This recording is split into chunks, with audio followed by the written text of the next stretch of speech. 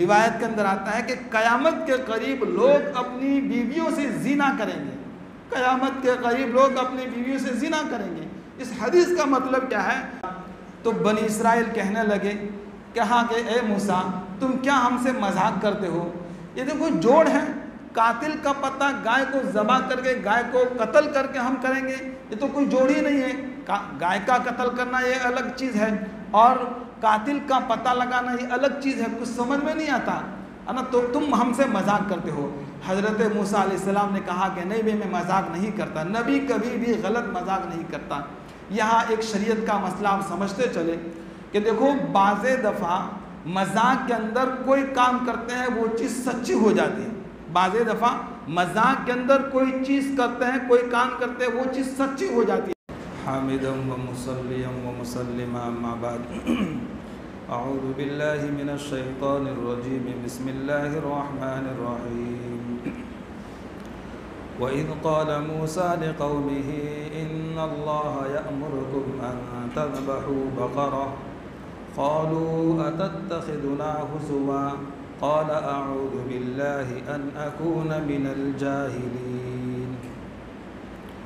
یہ سورہ بقرہ کی 67 نمبر کی آیت کریمہ ہے۔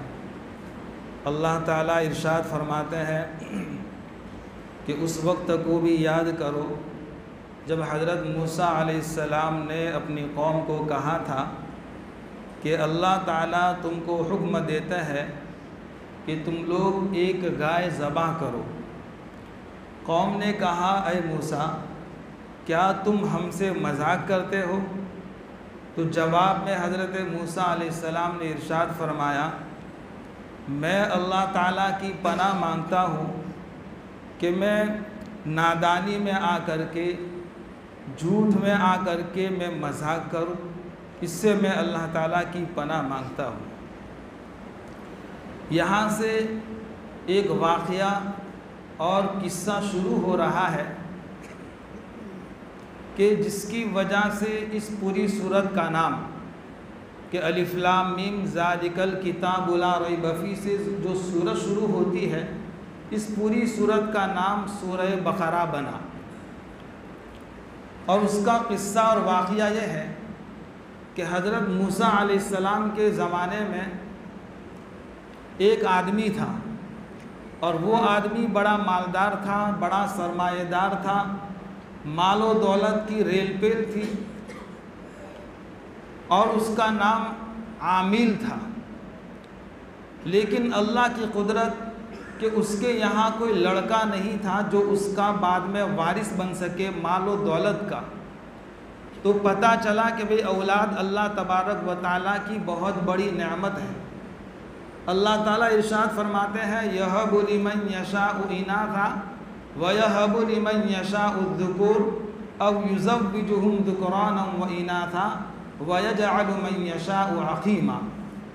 اللہ تعالیٰ جسے چاہتے ہیں صرف لڑکیاں ہی لڑکیاں دیتے ہیں، یا صرف لڑکے ہی لڑکے دیتے ہیں، یا لڑکے اور لڑکی دونوں دیتے ہیں، یا بانجھ بناتے ہیں، یعنی نہ لڑکا دیتے ہیں اور نہ لڑکی دیتے ہیں۔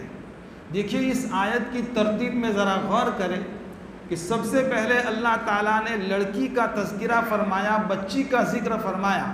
پتہ چلا کہ بھئی بچی اللہ تبارک و تعالیٰ کی طرف سے بہت بڑی نعمت ہے۔ ہمارے نبی پاک صلی اللہ علیہ وسلم کا جو خاندان چلا وہ کس سے چلا بھئی؟ بچیوں سے چلا۔ بس ضرورت ہے ایسے موقع پر کہ ہم ان کی بہترین ایمانی اور اسلامی اعتبار سے تربیت کریں۔ تو لڑکی یہ رحمت ہے اور لڑکا یہ نعمت ہے۔ رحمت کا حساب نہیں ہوگا لیکن نعمت کا کیا ہوگا بھئی؟ حساب ہوگا۔ تو اس آیت مبارکہ کے اندر فرمایا کہ اولاد بہت بڑی نعمت ہے۔ اب جن کے پاس اولاد ہے وہ اللہ کا شکر ادا کرے۔ شکر یہ ہے کہ بھئی ہمارے بچوں کی ہم بہترین تربیت کریں۔ ہر وقت میاں بیوی دونوں مل کر کے مشورہ کرتے رہے کہ بھئی کیا کرے ہمارے بچے نیک بنے، ہمارے بچے گریجویٹ بنے، ہمارے بچے نیک عالم دین بنے، ہمارے بچے اپنے سینوں میں قرآن کریم کو محفوظ کر لے۔ وہ کیا ترتیب؟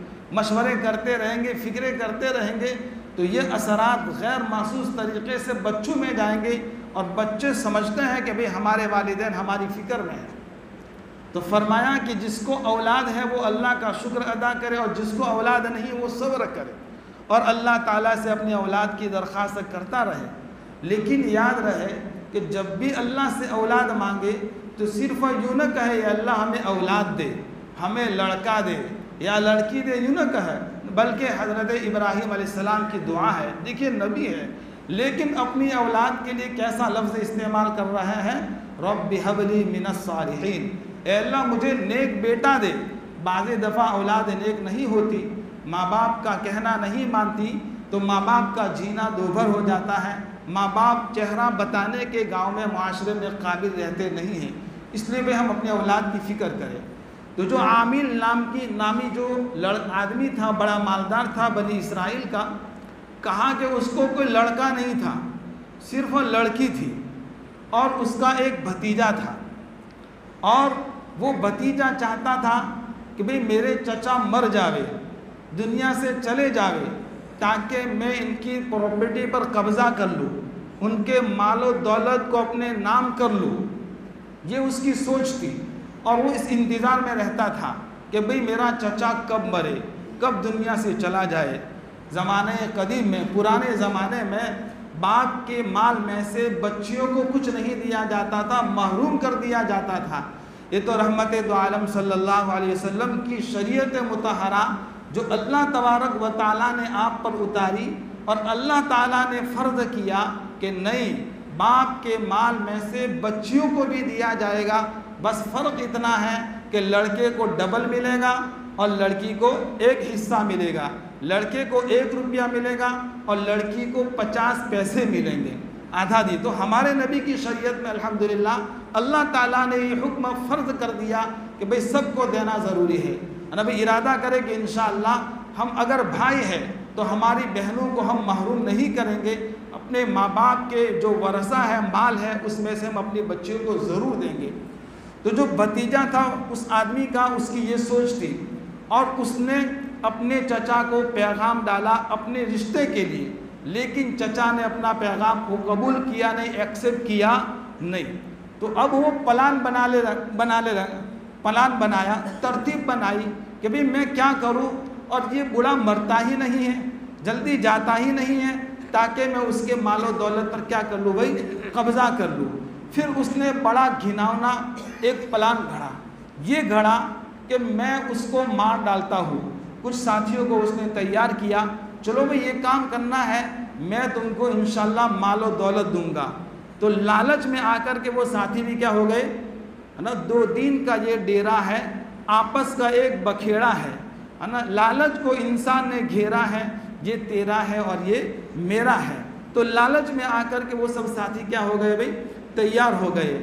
تو کہا کہ میں چچا کو مار ڈالوں گا، اور پھر مار کر کے میں لڑکی سے میری شادی بھی ہو جائے گی، اور میں ساری پراپرٹی کو ضبط بھی کر لوں گا، اپنے نام کر لوں گا۔ یہ پلان گھڑا، اور ساتھ ساتھ اس نے یہ بھی سوچا کہ میں اس کو مار کر کے کسی اور کے نام کر دوں گا، کسی اور پر الزام ڈال دوں گا، کسی اور پر تہمت ڈالوں گا، اور پھر میں کیا کروں گا، اس میں سے اس کے پاس سے مال لوں گا، اب اس کے پاس سے بھی مال لوں گا۔ تو پھر اس نے ارادہ کر لیا مارنے کا، اور چچا کو مطلب کہ مار ڈالوں گا، تو پھر اس سے مال، اس کو دیت کہتے ہیں عربی میں، دیت کا مطلب کہ ایک آدمی کسی کو بغیر قصور کے مار ڈالے، غلطی سے کیا کر ڈالے، مار ڈالے۔ تو اس کو جیسے کہ ایک آدمی شکار کر رہا تھا، تو شکار کو گولی لگنے کے بجائے ایک آدمی دوڑتا ہوا گیا اور وہ گولی اس کو لگ گئی، تو اس کو کہتے ہیں کہ بھول سے ہم نے کسی کو کیا کر دیا، قتل کر دیا۔ تو اس کی دیت، اس کا میننگ یہ ہے کہ 100 اونٹ لیے جائیں گے۔ اب اندازہ لگائیے، ایک اونٹ ہزاروں کا ہوتا ہے، اب گنتی کیجئے کہ 100 اونٹ کتنے کے ہوئے، تو اتنے ساری دیت اس کو دی جائے گی۔ یہ سزا ہے اللہ تعالیٰ کی طرف سے کہ کوئی آدمی اس قسم کی حرکت نہ کرے، غلطی سے کسی کا قتل نہ کر ڈالے۔ اس نے سوچ لیا اور اس نے مار بھی ڈالا چچا کو۔ اب لاش پڑی تھی، اب سوچنے لگا کہ بھی اس لاش کا کیا کروں۔ تو فرمایا کہ بھئی بنی اسرائیل میں ایک قوم تھی۔ اب دیکھیے مال کتنی خطرناک چیز ہے کہ بھئی مال کے نشے میں آ کر کے سگا بھتیجا اپنے چچا کا رہا، پتہ چلا کہ بھئی مال ایک دولت ہے، مال و دولت جس کو کہتے ہیں، اور ایک علم کی دولت کہتے ہیں، دونوں میں کتنا ڈیفرنس ہے، کتنا فرق ہے۔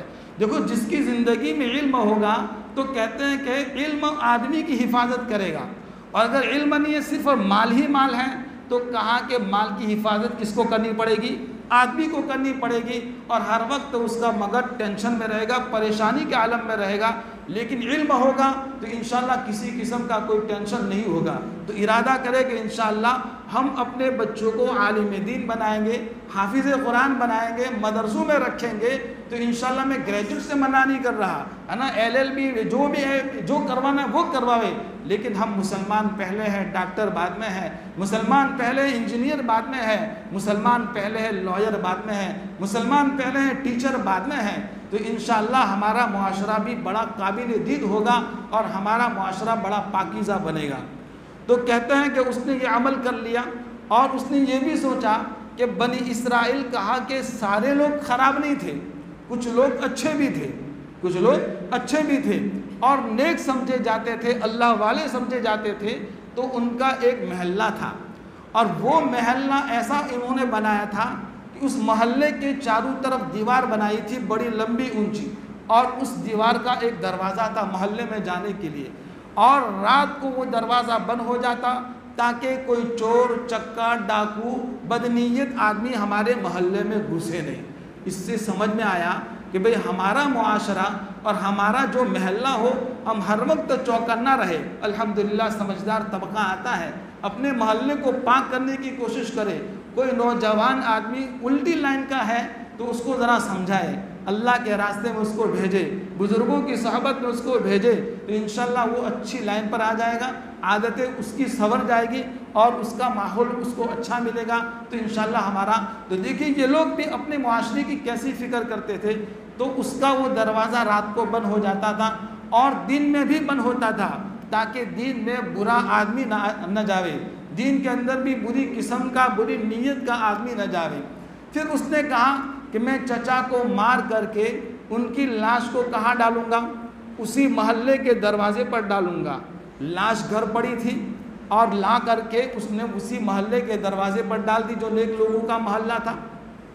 اور پھر اس نے شور مچایا، ہنگامہ مچایا کہ یار میرے چچا گھر پر نہیں ہے، ڈھونگ رچا ہے نا، میرے چچا گھر پر نہیں ہے۔ تو اس نے یہ ڈھونگ رچا کہ یار میرے چچا کا کیا ہوا، حالانکہ مارنے والا کون؟ خود وہ ہے، لیکن خاموخواہ کا ڈھونگ کر رہا ہے تاکہ میں پکڑا نہ جاؤں۔ اور پھر اس نے ایک ہنگامہ ہو گیا، لوگ جمع ہوئے کہ بھئی ایک لاش پڑی ہے، تو دوڑتا ہوا یہاں آیا اور دیکھا کہ یار لاش ہے، یہ تو ہے۔ تو اس نے کہا کہ میرے چچا کو انہوں نے مارا ہے۔ کس نے؟ اسی بنی اسرائیل نے، جو نیک لوگ ہیں، دیندار لوگ ہیں، انہوں نے مارا ہے، ان پر الزام لگا رہا ہے۔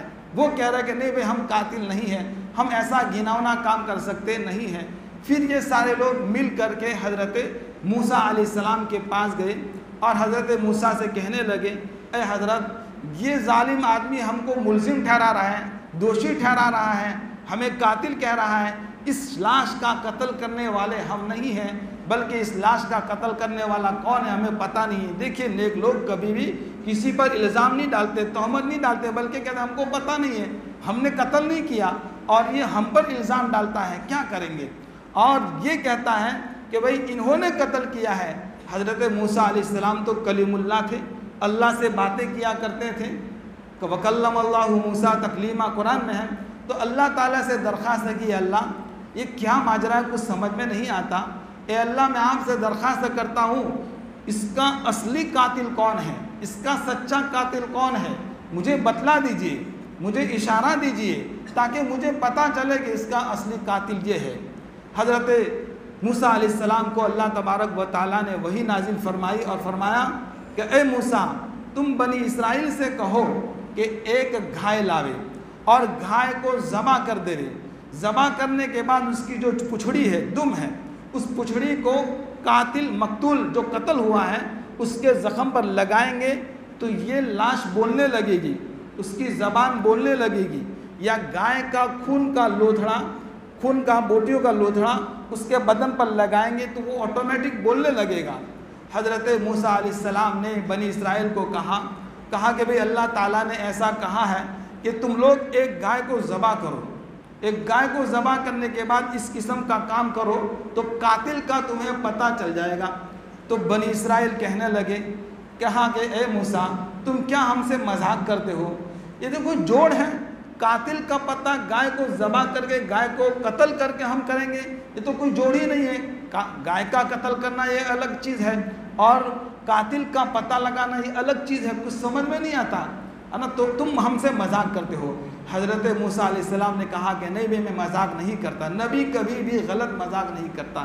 یہاں ایک شریعت کا مسئلہ آپ سمجھتے چلے کہ دیکھو بعض دفعہ مذاق کے اندر کوئی کام کرتے ہیں وہ چیز سچی ہو جاتی ہے، بعض دفعہ مذاق کے اندر کوئی چیز کرتے ہیں کوئی کام کرتے ہیں وہ چیز سچی ہو جاتی ہے۔ مثال کے طور پر کہا کہ ہم نے اپنی بیوی کو مذاق میں طلاق دے دی، محلے میں کسی نے طلاق دی تھی، اب غض الحلال الی اللہ الطلاق، رحمت دو عالم صلی اللہ علیہ وسلم فرماتے ہیں جائز کاموں میں سب سے ناپسندیدہ کام اللہ تعالیٰ کے نزدیک طلاق ہے۔ ذرا سی بات میں غصے میں آ کر کے آدمی طلاق نہ دے، ہے نا۔ تو کہا کہ بھئی مذاق کے اندر کسی نے اپنی بیوی کو کہا محلے میں طلاق ہوئی تھی، فلانے نے طلاق دے دی، چل میں بھی تجھے مذاق میں کیا دیتا ہوں، طلاق دیتا ہوں۔ اب بتاؤ بھئی طلاق ہوئی کہ نہیں ہوئی؟ طلاق ہو گئی۔ وہ کہہ رہا تھا یار میں تو دل لگی کر رہا تھا، میں تو ایک مذاق کر رہا تھا، ہے نا، میں تو ایک ٹائم پاس کر رہا تھا۔ شریعت کہتی ہے کہ مذاق کے اندر بھی طلاق دے دی تو کیا ہو جائے گی بھئی؟ طلاق ہو جائے گی۔ اور مذاق کے اندر کسی لڑکی نے کہا کہ قاضی صاحب تم تشریف لائے ہو، نکاح پڑھاتے ہو تو ذرا میرا نکاح بھی پڑھا دو، گواہ بھی ہے، یہ ہے فلاں ہے، تو کہا اس کا نکاح ہو گیا۔ روایت کے اندر آتا ہے کہ قیامت کے قریب لوگ اپنی بیویوں سے زنا کریں گے، قیامت کے قریب لوگ اپنی بیویوں سے زنا کریں گے۔ اس حدیث کا مطلب کیا ہے؟ کہا کہ بھی بعض دفعہ مذاق میں لوگ اپنی بیویوں کو نامناسب کلمات بول دیتے ہیں جس سے طلاق ہو جاتی ہے، اور پھر کہتے ہیں کہ بھی معاشرے میں تو میں نیک آدمی ہوں، میں تو فلاں کام کا ذمہ دار ہوں، اب میں کیسے پار پاڑوں، کیسے کسی کو کہوں، تو اسی حالت میں زندگی گزارتے ہیں۔ اب ظاہر بات ہے کہ بھی یہ کیا ہوگا، زنا ہوگا۔ اس لیے بھی اپنی زبان کو قابو میں کرے، کبھی بھی اس قسم کی بات مذاق کے اندر بھی نہ بولے۔ خیر شریعت کا مسئلہ میں نے جو درمیان میں یاد آیا میں نے بتلا دیا کہ بھئی شریعت کے اندر مذاق کے اندر اگر طلاق دے دی تو کیا ہو جائے گی بھئی؟ طلاق ہو جائے گی۔ تو حضرت موسیٰ علیہ السلام کہنے لگے کہ یار میں اللہ کا نبی ہوں، اس قسم کا کوئی مذاق میں کر سکتا نہیں ہوں، اور میری شان کے خلاف بھی ہے میں اس طریقے سے مذاق کروں، میں مذاق نہیں کرتا، میں تو حقیقت کہہ رہا ہوں۔ اب میں نسبت اس بات کی اللہ کی طرف کر رہا ہوں، اللہ کہہ رہا ہے کہ تم ایک گائے کو ذبح کرو، تو اب ان کو گائے ذبح کر دینی چاہیے۔ لیکن یہ کون تھی؟ بڑی اناری، ہے نا۔ ہمارے معاشرے میں بھی بعض لوگ ہوتے ہیں، مفتی صاحب نے کہا کہ بھئی تم کو صدقہ کر دینا ہے تو گھر جا کر کے صدقہ کر دینا چاہیے۔ اب کہیں کہ بھئی صدقے میں کتنے کلو کا بکرا ہونا چاہیے، 30 کلو کا، 20 کلو کا، 10 کلو کا بکرا ہونا چاہیے۔ بکرا کیسا ہونا چاہیے؟ لال ہونا چاہیے، پیلا ہونا چاہیے، سینگ والا ہونا چاہیے، بغیر سینگ والا؟ ارے ساری پڑاپوش کرنے کی کیا ضرورت ہے؟ اب جب کہہ دیا کہ بھئی صدقہ کرنا ہے تو بھی صدقہ کر دو۔ تو بنی اسرائیل بھی بڑی اناری قوم تھی، انہوں نے اللہ سے کیا کہا؟ رحمت دو عالم صلی اللہ علیہ وسلم ارشاد فرماتے ہیں کہ جب حضرت موسیٰ علیہ السلام نے اپنی قوم کو یہ کہا کہ تم کو اگر قاتل کا پتہ لگانا ہے گائے ذبح کر دو، اگر گائے ذبح کر دیتے اور اس کی دم یا خون بوٹی کا لوتھڑا لگا دیتے تو وہ بولتا اور قاتل کا پتہ بتلا دیتا، لیکن اس قوم نے کیا کیا بھئی؟ ان کو مذاق سوجی اور الگ الگ باتیں کہنے لگے، سوالات کرنے لگے۔ تو پتہ چلا کہ بھئی ہم سوالات نہ کریں۔ بعض دفعہ ہم کوئی مسئلہ لے کر کے کسی مدرسے کے مفتی صاحب کے پاس جاتے ہیں تو ہماری شریعت ہماری چاہت کے مطابق مسئلہ نہیں ملتا تو کسی اور مدرسے کے مفتیوں کے پاس جاتے ہیں، اور پھر دوسرے مدرسے کے نہیں، جو مفتی جو جواب دیں گے وہ شریعت کی روحی سے جواب دیں گے، شریعت کے مطابق ہی جواب دیں گے۔ ہم زیادہ پڑاپوس میں نہ پڑے، بس کرتے رہے شریعت کے مطابق، انشاءاللہ ہماری زندگی بڑی آسان سے ہو جائے گی۔ تو حضرت اللہ کے رسول نے فرمایا کہ موسیٰ کے کہنے کے مطابق اگر یہ کام کر دیتے تو ان کے لیے کیا ہو جاتا؟ آسان ہو جاتا۔ لیکن اس قوم نے سوالات کرنے شروع کیے۔ سوالات کیا شروع کیے؟ آگے بتلاتے ہیں، قَالُوا ادْعُ لَنَا رَبَّكَ يُبَيِّن لَنَا مَا هِيَ قَالَ إِنَّهُ يَقُولُ إِنَّهَا بَقَرَةٌ لَا فَارِضٌ وَلَا بِكْرٌ عَوَانٌ بَيْنَ ذَلِكَ فَافْعَلُوا مَا تُؤْمَرُونَ۔ قوم نے کہا اے موسیٰ اپنے پروردگار سے ذرا درخواست کیجئے کہ اچھی طرح بتلا دے کہ وہ گائے کیسی ہو۔ تو اللہ تعالیٰ نے جواب میں کہا کہ ایسی گائے ہو جو بہت بڈھی نہ ہو اور بہت بچڑی نہ ہو، درمیان کی گائے ہو، اور تم کو جس بات کا بھی حکم دیا جاتا ہے اس کو کر گزرو، ہے نا. اگر یہ گائے بھی اگر مل جاتی اور یہ کرتے تو ان کے لیے کام کیا ہو جاتا، آسان ہو جاتا. تو ایک سوال تو یہ کیا، اور دوسرا سوال آگے کیا کیا، قالوا ادع لنا ربک یبجل لنا ما لونھا. کہنے لگی قوم کہ اے موسیٰ اپنے پروردگار سے درخواست کیجئے کہ ہم کو اچھی طرح بتلا دے کہ اس گائے کا رنگ کیسا ہو. تو اللہ تعالیٰ نے جواب میں فرمایا بقرۃ صفراء فاقع لونھا، کہ وہ گائے ایسی ہو کہ جس کا رنگ سخت پیلا ہو، گہرا پیلا ہو، جس کو کہتے ہیں گٹ گٹ پیلا ہو، تسر الناظرین، دیکھنے والوں کو خوشی محسوس ہو. ایک سوال تو یہ کیا ہے نا. تو دوسرا سوال یہ کیا کہ گائے کیسی ہو، رنگ کیسا ہو. تو اللہ تعالیٰ نے کہا کہ بھئی پیلے رنگ کی ہو. اب بتائیے کہ پیلے رنگ کی گائے مل سکتی ہیں؟ سوال اور بھی سخت ہو گئے ہیں. تو کہا کہ شریعت کے باب میں ہم زیادہ سوالات نہ کریں، جو بھی جواب مل جاوے آمنا و صدقنا کہہ کر کے گزر جاوے. اور تیسرا سوال کر بیٹھے، دیکھو قالوا ادع لنا ربک یبجل لنا ما ہی ان البقرۃ تشابہ علینا وانا ان شاء اللہ لمہتدون. اے موسیٰ اپنے پروردگار سے درخواست کیجئے کہ اچھی طرح بتلا دے کہ وہ گائے کیسی ہو. ارے اللہ نے تو ایسی گائے بتلائی کہ اس میں تو شک شبہ پیدا ہو گیا، ہمارے سمجھ میں یہ بات آتی نہیں ہے. پھر آگے ان کو کیا سجا، انا انشاءاللہ، ہے نا. اب انشاءاللہ کہا، پہلے کٹھن سوالات ہوئے ہے نا، اور پھر انشاءاللہ کہہ لے، پہلے کہاں گئے تھے ہے نا، کیونکہ وَإِنَّا انشاءاللہ، اب اللہ نے چاہا تو انشاءاللہ ہماری رہبری ہو جائے گی، اب ہم کو یہ گائے مل جائے گی. تو پہلے انشاءاللہ کہنا چاہیے، تو پہلے انشاءاللہ کہا نہیں. تو پھر آگے اللہ تعالیٰ جواب دیتے ہیں قال إِنَّهُ يَقُولُ إِنَّهَا بَقَرَةٌ لَا ذَلُولٌ تُثِيرُ الْأَرْضَ.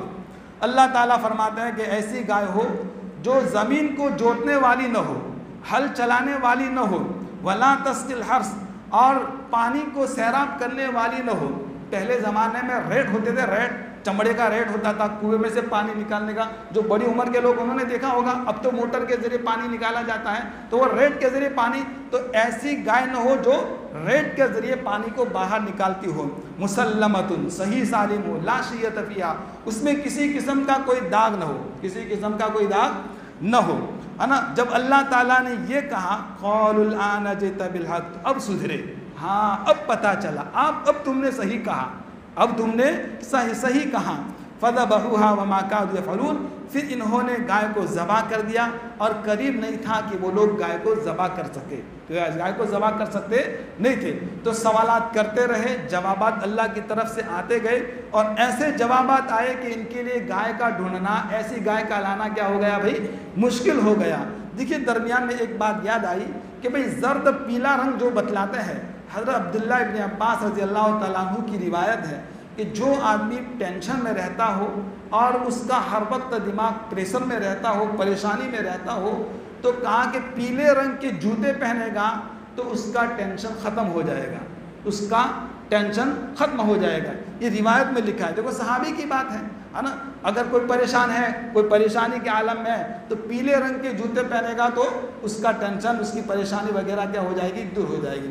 دیکھیے رنگوں کے اندر بھی بہت بڑی خاصیت ہوا کرتی ہے. اللہ کے رسول فرماتے ہیں کہ میں تو سفید رنگ کو پسند کرتا ہوں. سفید رنگ، سفید کپڑا پہننے کی وجہ سے دماغ کے اندر اچھے اثرات آتے ہیں، سوچ اچھی پیدا ہوتی ہے، اور اس کا دل و دماغ پرسکون اور پر اطمینان رہتا ہے. مردوں کو بھی سفید کپڑے میں دفنایا جاتا ہے، کفنایا جاتا ہے کہ بھئی اس کی خاصیت ہے. تو نیت کرے، ارادہ کرے کہ انشاءاللہ ہم سب وائٹ کپڑے پہنیں گے، سفید کپڑے پہنیں گے. سب سے بڑی بات یہ ہے کہ اللہ کے رسول صلی اللہ علیہ وسلم کی سنت مبارکہ ہے. اللہ کے رسول ہر وقت سفید کپڑا پہنا کرتے تھے. اب آگے بہت ذرا تفصیلی بات ہے اور بڑا دلچسپ قصہ ہے، دلچسپ بات ہے. کہا کہ پھر اس کو اب یہ لوگ گائے ڈھونڈنے کے لیے روانہ ہوئے. اس قسم کی گائے اللہ نے کیسی گائے بتلائی کہ بہت بوڑھی نہ ہو، بہت جوان نہ ہو، اس کا رنگ کیسا ہونا چاہیے، پیلا ہونا چاہیے، کھیت میں جوتنے والی نہ ہو، پانی لانے والی نہ ہو، کوئی داغ نہیں ہونا چاہیے. اس قسم کی گائے ڈھونڈو اور تم کو مل جاوے. پھر اس قسم کی گائے کو ذبح کرو. ذبح کرنے کے بعد اس لاش پر، اس کے زخم پر تم لگاؤں گے اس کی دم یا خون کا گوشت لگاؤں گے تو وہ فوراً بولنے لگے گا. کیا بولے گا؟ وہ ساری باتیں انشاءاللہ آئندہ کی مجلس میں وہ آئے گی. اللہ تبارک و تعالی ہم سب کو عمل کرنے کی توفیق عطا فرمائے. دیکھیے ماشاءاللہ بہت خوشی کی بات ہے، دن بدن ہمارا مجمع بڑھتا جا رہا ہے. کہ بھئی اس سے آپ کو اللہ کا تعلق ملے گا، یہ قرآن کی باتیں ہیں، میری آپ کی باتیں نہیں ہیں، ہے نا، کسی لاٹ صاحب کی باتیں نہیں ہیں، یہ تو اللہ کی باتیں ہیں کہ اللہ کے دل سے نکلی ہوئی باتیں ہیں۔ امام احمد بن حنبل رحمۃ اللہ علیہ نے اللہ سے پوچھا کہ اللہ میں آپ سے شارٹ کٹ ایک تعلق چاہتا ہوں، اس کا سب سے بڑا راستہ کیا ہے؟ تو فرمایا کہ اے احمد میرے دل سے جو چیز نکلی ہے اس کو پڑھنا شروع کر دو، ہے نا۔ اب بتائیے کہ بھئی اللہ کے دل سے کیا چیز نکلی ہے؟ بھئی قرآن کریم نکلا ہے۔ فرمایا کہ میں سمجھ کر پڑھوں یا بغیر سمجھے پڑھوں؟ جیسے بھی تم کو سمجھ میں آئے بس پڑھنا شروع کرو، ہے نا۔ اب ہم تو قرآن کریم کو سمجھنے کی کوشش کر رہے ہیں، قرآن کریم کا ایک درس ہو رہا ہے نا۔ دیکھیے قرآن کریم میں کیسی کیسی باتیں آ رہی ہے، اس سے پہلے کیسی کیسی باتیں آئی، اب آئندہ آتی رہے گی انشاءاللہ۔ تو فرمایا کہ آپ کے ذہن میں علم کا ایک بہت بڑا ذخیرہ ہو جائے گا۔ جیسے میں نے اس سے پہلے کہا کہ علم جس کے پاس ہوگا تو علم آدمی کی کیا کرتا ہے؟ بھئی حفاظت کرتا ہے، اور اگر مال و دولت صرف ہے تو کہا کہ بھئی مال دولت یہ آدمی کی حفاظت نہیں کرتا، بلکہ آدمی کو مال کی حفاظت کرنی پڑتی ہے نا۔ تو علم اور مال میں کتنا سارا فرق ہے، اس لیے بھئی ہم اپنے بچوں کو علمی میدان میں بھیجیں، مدرسوں میں بھیجیں اور عالم دین بنائیں، پھر کسی شعبے میں بھی جاوے، دکان کھولے، کھیت کرے، بھینس سنبھالے، جو بھی کرنا چاہے کرے، پھر اس کے بعد اس کی زندگی کیا رہے گی؟ بھئی دین والی رہے گی، ایمان والی رہے گی انشاءاللہ۔ کبھی قسم کی نہ یہ بری چیزیں استعمال کرے گا، جیسے ہمارے معاشرے میں دن بدن ڈرگس چلا ہے، شراب چلی ہے، تو انشاءاللہ وہ ہماری ذمہ داری ہے کہ ہم سب مل کر کے دعائیں کریں اللہ سے اور اسلام کی فکریں کریں، تو انشاءاللہ لوگ کہتے ہیں کہ یہ معاشرہ کبھی سدھرنے والا نہیں ہے۔ نشہ پلا کے گرانا تو سب کو آتا ہے، مزہ تو تب ہے کہ گرتوں کو تھام لے ساقی۔ ہمارے بعض ساتھی برائیوں کی طرف بڑی تیزی سے جا رہے ہیں، ہم ان کی خوشامد کریں گے، اللہ کے دربار میں آ کر کے ذرا رو دھو کر کے منائیں گے اللہ کو، تو انشاءاللہ ہمارا معاشرہ کیا بنے گا؟ بھائی پاکیزہ بنے گا، ہے نا۔ بھائی نیت کرتے ہیں اور بھی ساتھی انشاءاللہ آتے رہے، مسجد ہماری بہت بڑی ہے، وسیع ہے، تو انشاءاللہ بہت سو کو بہت زیادہ کیا ہوگا؟ فائدہ ہوگا۔ اللہ تعالیٰ عمل کی توفیق عطا فرمائے۔ اب تھوڑی دیر مراقبہ کرتے ہیں، 5 منٹ زیادہ نہیں ہوگا، اور یہ بھی ذرا ذکر کر لے۔ ذکر کہتے ہیں کہ اللہ کی یاد کا ایک بہت بڑا ذریعہ ہے۔ الا بذکر اللہ تطمئن القلوب، کہ بھئی اللہ کی یاد ہی سے دلوں کو سکون ملتا ہے، اطمینان ملتا ہے نا۔ کہا کہ بھئی جتنا ہم اللہ کا ذکر کریں گے تو اللہ ہمارے دل و دماغ میں رہیں گے، پھر ہم سے انشاءاللہ گناہ نہیں ہوں گے، اور گناہ ہو بھی جائیں گے تو ہمیں توبہ کی توفیق ہوگی انشاءاللہ۔ آج کھلی کے اندر ہمارے گاؤں میں ایک واقعہ بنا، کہا کہ ایک آدمی تھا، وہ کہنے لگا کہ یار گاڑی کی چابی ذرا مجھے دو، میں ذرا استنجا سے فارغ کر کے آتا ہوں۔ تو گھر والے گاڑی کی چابی لے کر باہر کھڑے ہیں، اور استنجا میں سے روح ان کی قبض ہو گئی، وہ باہر نہیں آئے، 1-2 گھنٹے ہو گئے۔ تو کہا کہ بھئی کیا ہوا؟ تو دروازہ توڑا تو مردہ پڑے تھے، ہے نا، اسی حالت میں ان کے۔ حالانکہ کیا کہہ رہے تھے کہ ذرا گاڑی کی چابی باہر لا کر کے رکھو، مجھے جانا ہے تو پہلے میں فارغ ہو جاؤں۔ تو کہا کہ دیکھو موت کبھی کہہ کر کے آتی نہیں، اچانک آ جاتی ہے، تو اچانک کی موت سے پہلے ہم آخرت کی تیاری کریں، اللہ کو راضی کر لیں، تو انشاءاللہ بری موتوں سے بھی ہماری کیا ہوگی؟ بھئی حفاظت ہوگی۔ تو ذکر جہری کہتا ہے کہ بھئی کہ جیسے کہتے ہیں لا الہ الا اللہ، کہ دل کے اندر دنیا کی جتنی محبتیں ہیں، خواہشات نفسانی، ان کو ہم نکال کر کے باہر پھینک رہے ہیں، اور الا اللہ کر کے دل میں ڈال رہے ہیں، الا اللہ کر کے اللہ کی محبت کو دل سے گندی محبت کو نکال کر کے باہر پھینک رہے ہیں، اور الا اللہ کہہ کر کے اللہ کی محبت دل میں ڈال رہے ہیں نا۔ کم سے کم 20 مرتبہ ایک ساتھ سب ذکر جہری کرو، ہے نا، لا الہ الا اللہ، ہے نا، ایسے تھوڑی ایک دم بھوڑی نہیں لانی، درمیان لا الہ الا اللہ۔ یہ اللہ کو یاد رکھنے کی ایک آسان ترتیب ہے، مشق ہے بزرگوں کی، اس کا کوئی ثواب نہیں ہے، ہاں بلکہ اللہ کو یاد اللہ ہمیں یاد رہیں گے، اور انشاءاللہ ہم سے چھوٹے بڑے گناہ نہیں ہوں گے۔ تو بھئی ایک ساتھ کرو، لا الہ الا اللہ، پڑھو آواز سے پڑھو، لا الہ الا اللہ، لا الہ الا اللہ، لا الہ الا اللہ، لا الہ الا اللہ، لا الہ الا اللہ، لا الہ الا اللہ، لا الہ الا اللہ، محمد رسول اللہ صلی اللہ علیہ وسلم، لا الہ الا اللہ، لا الہ الا اللہ، لا الہ الا اللہ، لا الہ الا اللہ، لا الہ الا اللہ، لا الہ الا اللہ، لا الہ الا اللہ، لا الہ الا اللہ، لا الہ الا اللہ، لا الہ الا اللہ، محمد رسول اللہ صلی اللہ علیہ وسلم۔ مختصر دعا کرو۔ اللہم لک الحمد و لک الشکر اللہم لا احصی ثناء علیک انت کما اثنیت علی نفسی یا رب صلی وسلم دائما ابدا علی حبیبک خیر الخلق کلہم۔ اے اللہ ہمارے گناہوں کو معاف فرما دیجئے، اے اللہ ہمارے سیئات کو حسنات سے مبدل فرما دیجئے، اے اللہ ہماری اس مجلس کو قبول فرما لیجئے، اے اللہ اپنا قیمتی وقت فارغ کر کے تیری یاد میں آ رہے ہیں، تیری محبت میں آ رہے ہیں، تیرے کلام کی نسبت سے آ رہے ہیں، اے اللہ ان سب کو اپنا تعلق عطا فرما، اے اللہ آپ کی ذات عالی سے ہونے کا یقین نصیب فرما، تیرے غیر سے نہ ہونے کا یقین نصیب فرما، اے اللہ ہم میں جو مقروض ان کے قرض کو اپنے خزانہ غیب سے پورا فرما، اے اللہ ہم میں جو بیمار انہیں شفاء کاملہ نصیب فرما، اے اللہ ہمارے تمام مرحومین کی مغفرت فرما، اے اللہ جو مہلک بیماریوں میں مبتلا نے شفا عطا فرما، یہ اچانک کی بیماری سے اللہ ہماری حفاظت فرما، اچانک کی موت سے ہماری حفاظت فرما، اے اللہ اچانک کے حالات سے ہماری حفاظت فرما۔ پیارے نبی نے جن تمام بری موتوں سے پناہ مانگی تھی اللہ ہم بھی پناہ مانگتے ہیں، اے اللہ ہم سب پر رحم فرما، کرم فرما، ہماری اولادوں کو نیک بنا دے، آنکھوں کی ٹھنڈک بنا دے، دل کا سرور بنا دے، اے اللہ مستقبل کا سہارا بنا دے، اے اللہ مدارس کی حفاظت فرما، خصوصاً ہمارے اس مدرسے کو دین دگنی رات چگنی ترقیات سے مالا مال فرما، اے اللہ اس کو آباد فرما، اے اللہ اسے شاداب فرما، اے اللہ دور دراز علاقوں سے قریب سے قرب و جوار سے بچے آ کر کے دین و علوم حاصل کر اس کی غیب سے سوتے شکلیں پیدا فرما، اے اللہ آپس میں محبت اتفاق کے ساتھ ہم سب کو کام کرنے کی توفیق عطا فرما، تیری راہ میں چلنے والی جماعتوں کی اللہ مدد فرما، اے اللہ ان کے گھر والوں کی حفاظت فرما، اے اللہ ہمارے معاشرے کو پاکیزہ فرما دے، ہمارے معاشرے کو پاک فرما دے، شراب کی عادت سے ہمارے نوجوانوں کو بچا لے، ڈرگ کی عادت سے ہمارے نوجوانوں کو بچا لے، ہائے اللہ موبائل کے غلط استعمال سے ہماری نوجوان بچوں کی حفاظت فرما، نوجوان بچوں کی حفاظت فرما، اے اللہ ہماری دعا کو پیارے نبی کے صدقے طفیل میں قبول